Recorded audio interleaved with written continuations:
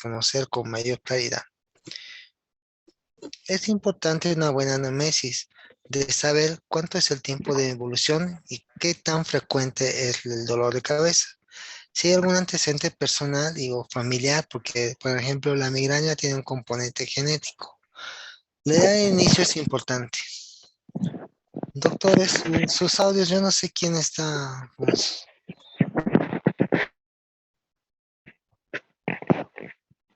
Nelly Ticona, su audio. Doctor, una consulta. Estamos dando nombres por el chat. Eso es para registrar la asistencia, ¿verdad? Sí, pero es solo la parte de UPAL. Ay, no, no es de Laudabol. Oh, oh. Ahí veo alumnos de Laudabol. Bueno, se han equivocado, tal vez han visto y es eso. Nada más, ya está Ay, aclarado. Continuamos. gracias, doctor. Bueno, la edad de inicio también es importante, no es lo mismo que empiecen a los 50 años. El inicio, si es súbito gradual, también es importante porque una cefalea que empiece de golpe, de repente puede hacer pensar en una hemorragia solenoidea, por ejemplo. Y la evolución, si es crónica, si es más de 2 meses, si es muy recurrente, si es reciente y progresiva y no mejora, o que cambia las características. Después las características del dolor, si es pulsátil, si es de tipo urente, opresivo o punzadas. La intensidad, si interfiere con actividades todo el sueño. Si es focal o hemicránea o holocránea. La duración, cuánto tiempo dura, si dura 24 horas, si dura 3 minutos, si dura segundos. Por ejemplo, que dure días la migraña y la cefalea tensional, que dure minutos la cefalea en racimos, que dure segundos la neuralgia del trigémino, por ejemplo. El horario, si es matutino, vespertino o nocturno, eso también son algo muy importante. Y después, bueno, vamos a tener dentro de estas anamnesis si hay factores desencadenantes, por ejemplo, como actividad física, como maniobras de Valsalva, si existe alguna zona negativa, por ejemplo, en la neuralgia del trigémino, el comer, el peinar se pueden generar. La menstruación si está relacionada en especial en la migraña porque tiene un componente hormonal. Si existen factores de alivio, ya sea con medicamentos, si el sueño, si estar acostado pueden ayudar. Si hay otros síntomas asociados, por ejemplo, estas son ya pautas de alarma. Si hubiese fiebre es una pauta de alarma en un dolor de cabeza, ¿no? Que puede pensar en una meningitis, en una neuroinfección. Las náuseas y vómitos son algo frecuente, más que todo en la migraña, igual que la fotofobia o fonofobia. Si existen síntomas como síntomas neurológicos que llamamos aurea, o situaciones como inyección conjuntival o lagrimeo que existe, por ejemplo, en la cefalea en racimos, o la polimialgia o claudicación mandibular que existe en lo que es la arteritis de la temporal. El estado anímico también influye, si están con mucho estrés, obviamente. Tratamientos y automedicación también son importantes. Entonces, conocer con detalle va a ser muy importante para poder sacar un diagnóstico. Cuando uno revisa, es necesario hacer un fondo de ojo en este tipo de pacientes, en especial donde el tratamiento no tiene buena resolución o no mejora o persiste. Y fíjense que, por ejemplo, el fondo de ojo muestra un edema de papila, un bordamiento o sea, de los bordes de la papila, y esto habla de hipertensión endocraniana, por ejemplo. Si existen signos focales cuando hacemos una evaluación neurológica, o si hay rigidez o signos meningios, que son los de Kerner o de Brustinski, si existe la arteria temporal, si hay un engrosamiento, o si hay una lesión de algún nervio paracraneal como diplopía que esté causando, digamos, una hipertensión endocraniana. Entonces, es importante poder hacer una buena anamnesis y también una buena evaluación neurológica. Los signos de alarma es que, por ejemplo, de una cefalea es que venga y diga, tiene un inicio agudo explosivo, que cambie las características del dolor habitual que suele tener, que sea obviamente una cefalea, pero de intensidad creciente, que vaya aumentando cada vez más fuerte, y obviamente que no mejore con el tratamiento. que sea estrictamente unilateral, que sea un comienzo de edad tardía, más de 55, algunos autores dicen más de 50, que tenga asociados el embarazo y el puerperio, que eso pueden hablar de una trombosis venosa, porque han estado procoagulante en este tipo de pacientes. Que exista fiebre o inmunodepresión. Cuando hablamos de inmunodepresión hablamos de aquellos pacientes que, por ejemplo, tienen SIDA o HIV o que toman medicamentos que disminuyen la inmunidad, por ejemplo, si tiene lupus, que tenga alteración en el estado de conciencia, dolor de cabeza y vemos si está en sopor o en estupor, obviamente eso no es normal, o alteración del comportamiento que esté confuso o con delirio, o que tenga la exploración anormal cuando revisamos, o que esté precipitada por esfuerzos o cambios posturales, que esos sí son importantes, o signos de hipertensión intracraneal, que sean como náuseas y vómitos explosivos, diplopía, ¿ya? Cuando tratamos de pedir un laboratorio, vemos si existe una aumentada, eso base para artritis temporal, o por ejemplo, si está aumentado los glóbulos blancos en una neuroinfección. Una radiografía en algún tipo de malformaciones puede ayudar, pero es mejor una neuroimagen si hay criterios de alarma. Si no hay criterios de alarma, a veces no es necesario. Y una punción lumbar en algunos casos, en especial cuando pensamos en una neuroinfección. Cuando pensamos en una hemorragia cerebroidea que tiene una tomografía normal, o tratamos de ver si hay una hipertensión intracraneal idiopática o de presión de hipertensión asociada, digamos, que suele crear lo que se conoce como pseudotumor cerebri, es el nombre. Las cefaleas secundarias. Fíjense cómo vemos en las cefaleas secundarias. Por ejemplo, acá vemos una tomografía axial de cráneo en corte axial, donde vemos un corte tanto a nivel infratentorial y supratentorial en fosa media y fosa anterior. A las cisternas peritroncales vemos que están hiperintensas con una hiperintensidad a nivel frontal inferior, sugerentes de una hemorragia, de un sangrado.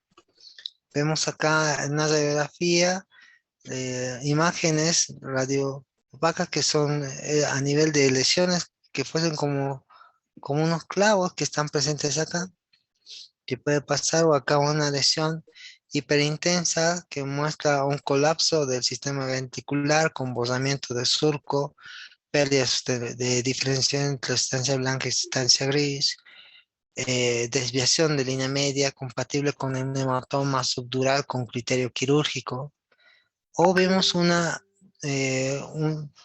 captación de contraste. Esta es una resonancia en secuencia T1 con gadolinio, que es con el contraste, y vemos que existe una lesión de tipo tumoral que puede crear dolor de cabeza. Entonces, es necesario aclarar todo esto a veces y interpretar las imágenes.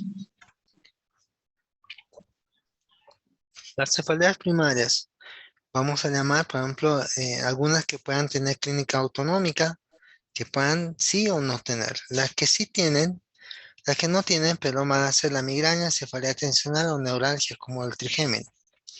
Las que sí tienen son asociadas a la vía trigeminal, y en este va a estar el Cluster, o en racimo se llama la hemicrania paroxística, la hemicrania continua y el Zoom, que son cefaleas de muy corta duración. La migraña es la forma más común de cefalea de tipo vascular. Hay una predisposición familiar y es más frecuente en la mujer. Tiene relación con lo hormonal. Y se conoce migraña con aura o sin aura. Hay más tipos de dolor de cabeza, por supuesto. Migraña sin aura o con aura, y podemos tener aura típica con cefalea tipo migraña, típica con no migrañosa, aura típica. O sea, no es necesario que sepan todos, pero sí algo importante, que el dolor de cabeza tiene unos criterios, ¿ya? Entonces, eso es lo que vamos a tratar de hablar. Los criterios, y esto sí es pregunta del examen, aclaro, que al menos tenga 5 ataques que cumplan estos criterios. 4 a 72 horas de duración, al menos que tenga ultracción unilateral, que sea pulsátil de intensidad moderada a severa, se agrava por la actividad física y durante la cefalea puede tener náuseas y o vómitos y fotofobia y fonofobia. El ahora simplemente son síntomas neurológicos. Con el aura vamos a tener en cuenta que puede haber síntomas visuales, que son los más comúnmente. Generalmente dura una hora el aura. Pueden tener visuales o sensitivos, o alteraciones del lenguaje, incluso motores, o pueden tener otros síntomas asociados, y esto tiene que asociarse hasta una hora. Esta es la única diferencia de uno y otro. El aura es esto, no está- los criterios van a seguir siendo los mismos, pero se va a asociar el aura que simplemente tiene que ver con eso. Existe una fisiopatología y un enlace con lo que es la vía trigeminal que que predispone a tener la sensibilidad a nivel de los vasos sanguíneos. Entonces, estas fibras sensitivas, componente de la rama oftálmica del nervio trigémino y vasos piales y senos venosos y dura madre. Entonces, todo esto lo marca acá en la flecha y a nivel de la protuberancia. Sobre esa situación y los vasos meningios, existe una alteración de tipo vascular y una transmisión nociceptiva y una inflamación neurógena que no es patológica, pero que sí envuelve muchas estructuras que da esa característica de tipo pulsátil. Estos a su vez tienen que ver con receptores 5H, tanto 1B como 1D. Y estos vasos meningios que también están presentes y que son la característica que pueda dar, como les había dicho. Entonces hay una inflamación erógena estéril, pero fuera de eso hay otras cosas más que tienen que ver, por ejemplo, con el sistema autonómico, perdón, con el sistema límbico, y que va a generar una transmisión que va a aparecer náuseas, que puede haber síntomas como el aura, y esa transmisión sensitiva que van a generar el dolor, la sensación pulsátil. Acá vamos a tener percepción del dolor, fotopsias, fonofobia, náuseas y vómitos, la relación que existe, por ejemplo, con el núcleo solitario, el hipotálamo, el locus cerebral y el núcleo del RAFE que van a estar involucrados. ¿Está bien? Que hay acá aura de tipo visual, que pueden haber como ya sea escotomas como áreas oscuras específicas o distorsión o destellos que van a generar. Esta depresión que ha sido escrita por Leao en el año 1984, que muestra una despresión neuronal y glial y que obviamente es parte de la fisiopatología de esta migraña, que es algo muy frecuente obviamente. Esto no es que les voy a preguntar, pero no está mal poder repasarlo. Y como se ha dicho en la hora, un gran porcentaje, no sé decirle si es un 99%, pero un alto porcentaje es visual. Después tenemos sensitiva, motora y alteraciones del lenguaje. Dentro de lo visual está el escotoma, velocidad, distorsión, hemianopsia, alucinaciones y fotopsias, pero siempre son iguales. Factores precipitantes puede haber de este estrés, sueño, fatiga, ansiedad, depresión, exceso.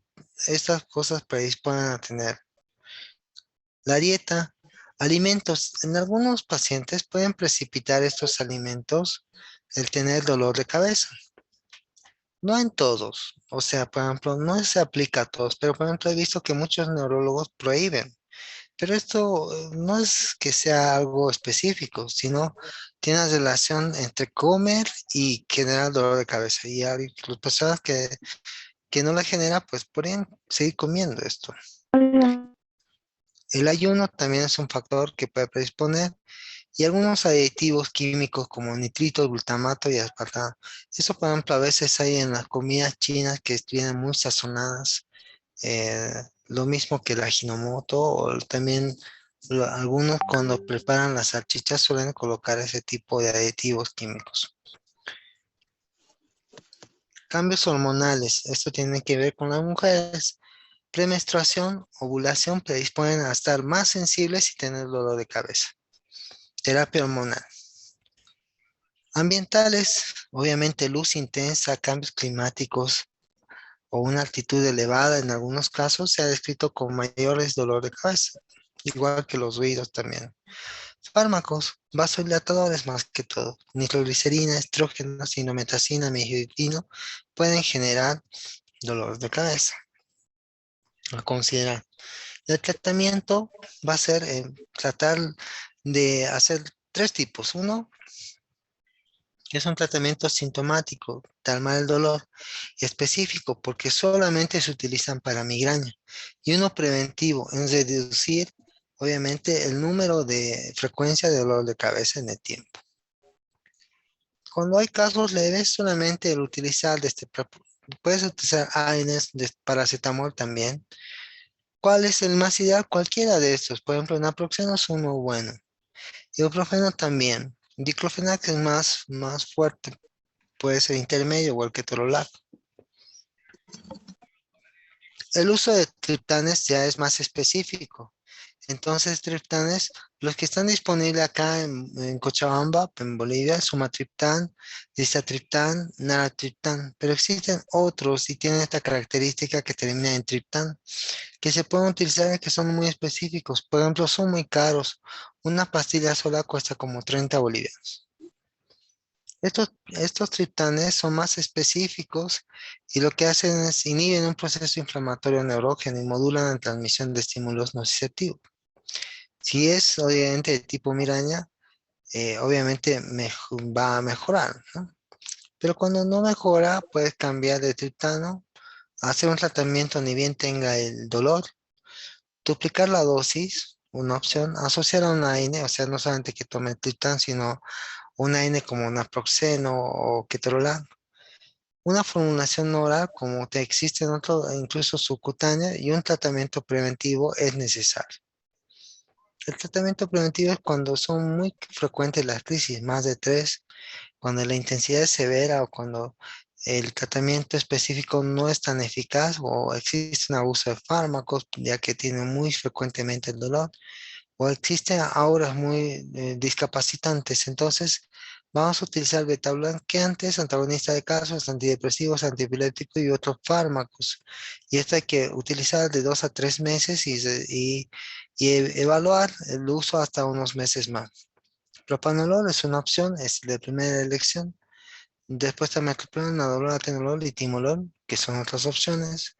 En antagonista de calcio está la fluorescina, el verapamilo, mimodipino y nicardipino. Este mimodipino también se puede utilizar en algún tipo de mareos. En antidepresivos, la mitriptilina, imipridina, fluoxetina y paroxetina son opciones. Antiepilépticos, el ácido valproico, la motrigina, el topiramato de elección. Estos dos, pues están con puntitos, generalmente son tipo A.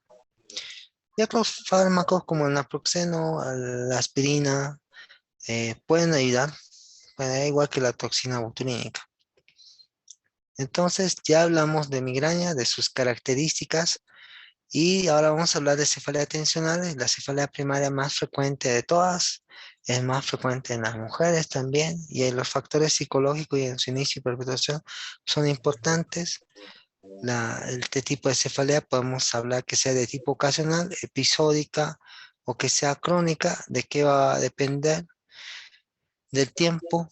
Las características que va a hacer es que sea de tipo opresivo, la intensidad leve a moderada, no imposibilita actividades diarias, no empeora con esfuerzo, hay ausencia de otros síntomas, pero lo que sí dura de 30 minutos a 7 días, puede tener fotofobia y fonofobia, no tiene náuseas y vómitos. Entonces, cuando hablamos de ocasionales que tenga alguna vez, episódica que sea menos de 15 días al mes y de crónica que sea más de 15 días al mes durante los últimos 3 meses. Entonces, esta es la clasificación que tenemos para poder definir bien. El tratamiento, obviamente, es un tratamiento sintomático que puede tener analgésicos comunes, desde paracetamol, AINES, no hay problema. O podemos hacer un tratamiento preventivo cuando es muy frecuente, tanto en la episódica o crónica. Entonces, si preguntan cuándo decimos que es episódica, 15, menos de 15 episodios, pero que sean en los últimos 3 meses, y la crónica más de 15 episodios.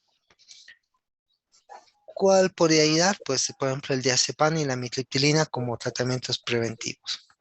La neuralgia del trigémino es una de las neuralgias más frecuentes y muy dolorosas. Se conoce como el nombre de tic doloroso. El 90% de las algias faciales de tipo severo es la neuralgia. El 10% es otro tipo de neuralgias. Bien, su edad de inicio suele a partir de mayores de 50 años. Después puede haber un periodo refractario. Puede ser en cualquiera de las ramas, superior, B1 o maxilar, y B3 o maxilar eh, inferior. Estos ataques son ataques paroxísticos, o sea, son de golpes, duran de entre segundos hasta 2 minutos y afecta una o dos divisiones. Generalmente es una la más habitual. ¿Y qué es lo que tiene que cumplir? Que sea de intenso, agudo, superficial, como puñalada, precipitado por áreas de gatillo. ¿Qué son las áreas de gatillo? Abrir a la boca, comer, hablar, por ejemplo. Si no hay otra, no se evidencia algún tipo de déficit neurológico, y también no se puede atribuir otra causa. Otras neuralgias que tengan características similares a la de esta son la neuralgia del glosofaringio, laringe superior, nasociliar, supraorbitaria, infraorbitaria, lingual, mentoniana, cefalea monular y occipital. Entonces son otro tipo de neuralgias que suelen ser de esas mismas características. La cefalea en racimos es una cefalea autonómica, es esporádica o familiar. Es más frecuente en varones, de 9 a 1, y esta es la edad promedio, de 20 a 50 años. Hay precipitantes entre esos y tiene que ver, obviamente, con predisponentes, incluyendo el sueño, incluyendo el estado el estado, digamos, estaciones del año, ¿ya? Y puede ser cefaleas, decimos, episódicas o crónicas. Los criterios es que tengan 5 episodios que por que se muestre un dolor muy severo, estrictamente unilateral, orbitario, supraorbitario o temporal, que dure de 15 a 180 minutos. ¿Qué quiere decir eso? Que puede durar hasta casi 3 horas, ¿ya? Sin tratamiento.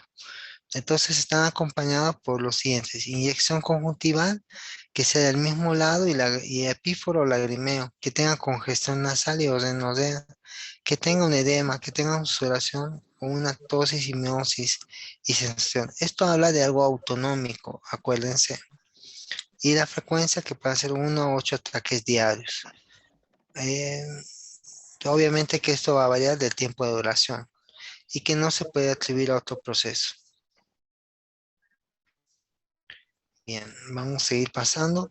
Las características del clúster: durante un brote sintomático, estos episodios suelen presentarse a una hora fija, por eso le llamamos clúster. Fase inicial de sueño nocturno suelen presentarse, o a la primera hora de la tarde, la siesta. Las características, seguimos con las características. Pequeñas ingestas también de alcohol pueden precipitar una crisis cefálica durante el periodo sintomático, pues a veces hay que dar recomendación. Y fuera de este periodo no se desencadena. El tratamiento puedes tratar de evitar, obviamente, algunos precipitantes, y se puede dar triptanes, que es la otra situación diferente de la migraña donde sí funcionan las ergotaminas y los triptanes. Y el oxígeno suplementario es importante durante unos minutos. También hay preventivos para hacer. Dentro de los preventivos, de un efecto rápido, van a estar los esteroides, pero también van a estar otros que puedan ser de efecto lento, como el verapamilo o carbonato de litio o antipilépticos.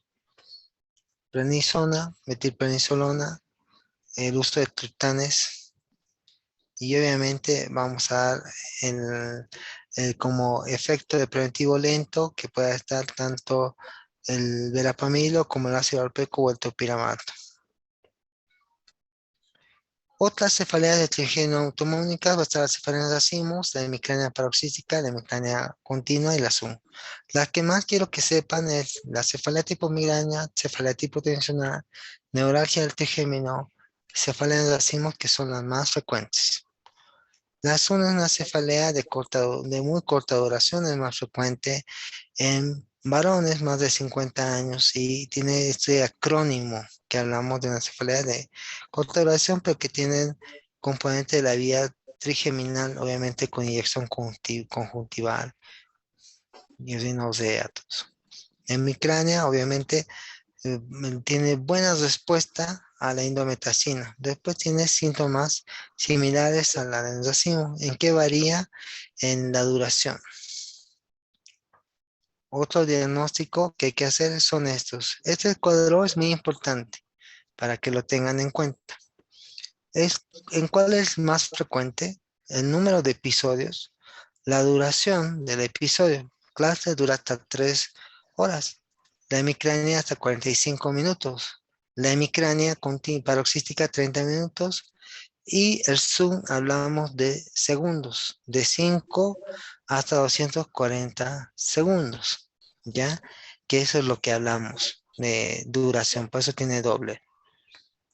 Y relación temporal, que pues en la tarde o en la primera, cuando está en la primera etapa del sueño, no tiene relación, la primera etapa del sueño y no tiene relación. Esto sí es importante para diferenciar. Es importante hacer una evaluación de cada paciente individualizada. Muy bien, preguntas, doctores. Yo voy a pasar obviamente estas diapositivas para que entren a su examen. Preguntas. Solo una No, pregunta. doctor. La, la pregabalina que es utilizada para dolor neuropático no se utiliza para ninguna cefalea.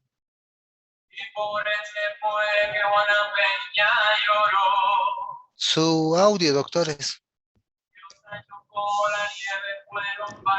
B330, tu audio, doc.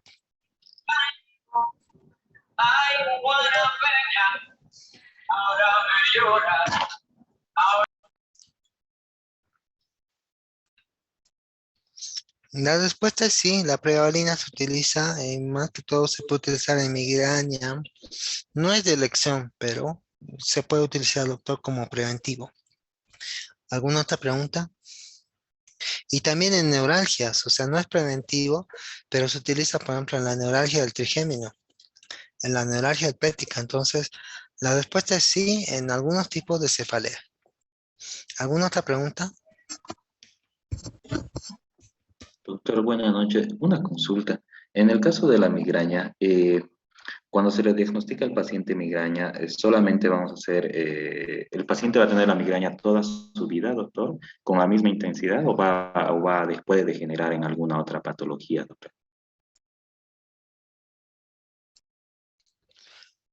Mira, doc, las cefaleas crónicas primarias, como la migraña tensional, no tienen cura, pero sí evolucionan en el tiempo. ¿Cómo se evoluciona en el tiempo?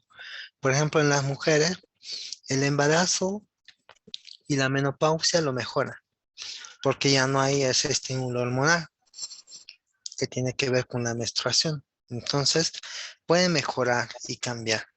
No generan otra comorbilidad, pero sí la alteración funcional. Entonces, hay que entender que puede tener episodios donde se agrava el dolor de cabeza, por ejemplo, asociado a estrés. Entonces, en esa situación sí requiere un tratamiento preventivo. Depende del número de crisis, esas características que nos hablado. Si no, no. Y esto pasa lo mismo con la cefalea tensional y con las cefaleas primarias. No tienen ninguno cura, pero su frecuencia puede ser muy variable. Tú puedes conocer a migrañosos que sus cefaleas son tan esporádicas, o sea que les da una o dos veces cada 2 años un dolor.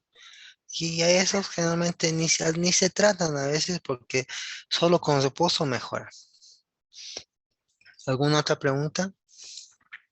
Gracias, doctor. Doctor, buenas Bueno, noches. Eh, quería